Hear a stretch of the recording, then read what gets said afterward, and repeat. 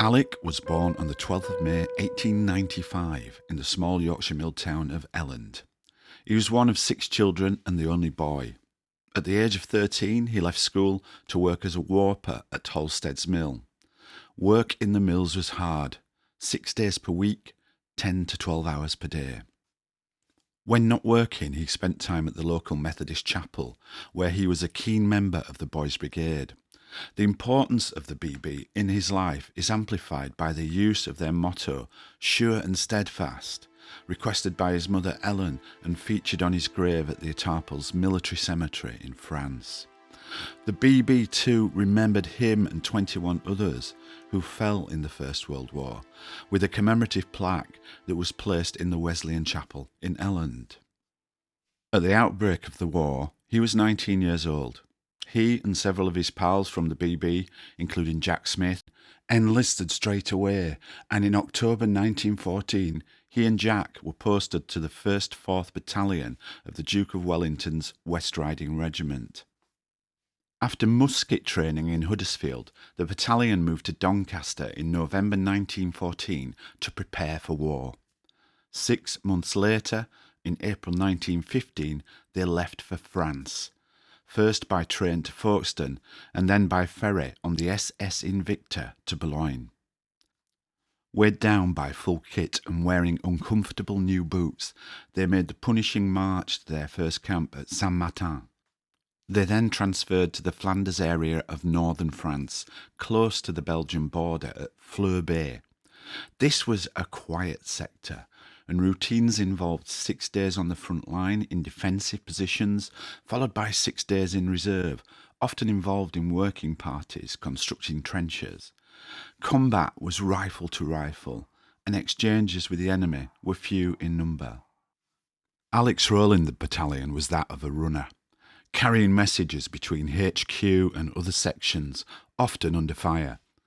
The runner was generally the most reliable way of delivering crucial messages. Not only did they need to ensure that the messages arrived, but they also needed to memorise them in case documents became lost or damaged in transit. Runners were usually low-ranking non-commissioned officers, such as corporals, who were chosen for their fitness, stamina and ability to read maps.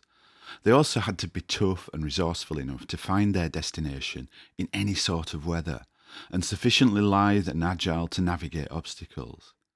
As they ventured beyond their unit's position, they faced the risk of being shot or blown up before they got there, or on their way back. It was one of the most dangerous jobs in the infantry, and with a runner, it was merely a question of how long they would last before being wounded or killed. One potential advantage of the role of the runner was that they had access to transport in the form of a motorbike. The Douglas was the most common machine of the time, with over 70,000 supplied to the army during World War I. Of course, motorbikes during that time were very different to the ones we know today. The Douglas, for example, had no clutch, no kickstart, no twist throttle on the hand grip. And with around 3 to 4 horsepower, these early bikes were not particularly rapid, but they were reliable, which is why so many were commissioned at that time. During active duty, they might well have been used to weave around positions under shell fire, making them advantageous in the most crucial way versus doing the same journey on foot. But on the days away from the front, they will have occasionally been used to get the rider away from the harsh perils of war. Alec had such a day in February 1918 while stationed at San Silvestre Capel. In a letter to his dad John, he told of his day out on the bike. Well, I've had a real day today. I had a journey of over 20 miles with the wind to my back and the roads were nice and dry, so I've really enjoyed it. Old Frank has been with me, so you trust we were alright.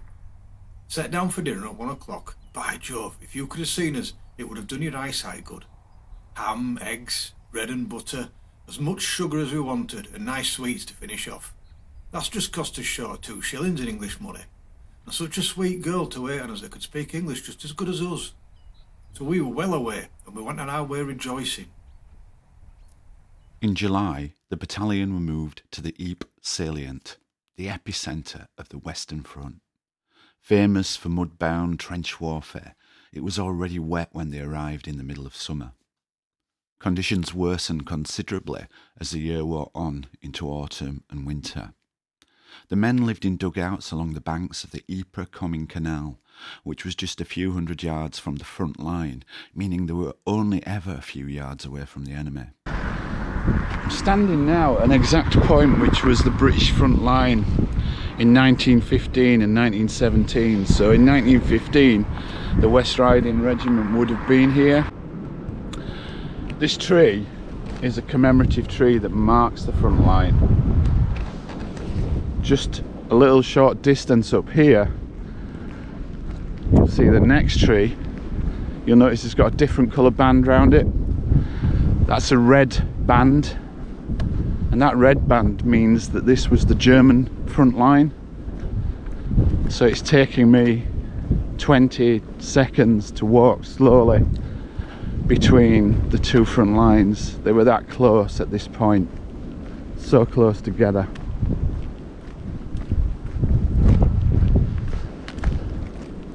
Looking back, it's probably little more than 60 metres, half a football pitch. That was the distance. Warfare was different here.